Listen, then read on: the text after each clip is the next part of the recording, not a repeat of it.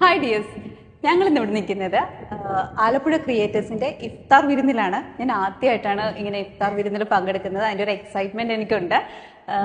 ഇത് നടത്തുന്നത് ഞങ്ങളുടെ അമൃത്സർ എക്സ്പ്രസ് എന്ന് പറഞ്ഞ ഒരു റിസോർട്ട് വെച്ചിട്ടാണ്. പാം ബീച്ച് റിസോർട്ട് ബീച്ചാണ്.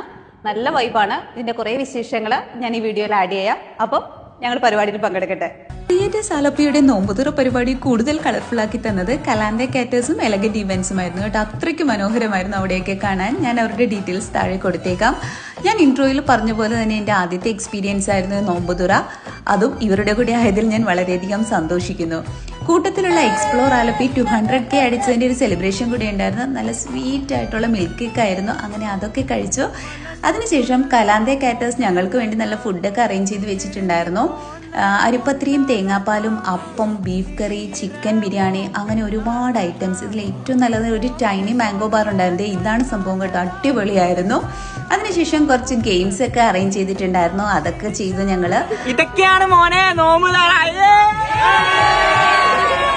നിങ്ങൾ കണ്ടില്ലേ, ഞങ്ങൾ എല്ലാവരും ഭയങ്കര ഹാപ്പി ആയിരുന്നു കേട്ടോ. അപ്പോൾ ഇത്രയേ ഉള്ളൂ വീഡിയോ ഇഷ്ടപ്പെട്ടാൽ ലൈക്ക് ചെയ്യാനും ഷെയർ ചെയ്യാനും കമന്റ് ചെയ്യാനും മറക്കരുതേ. ബൈ.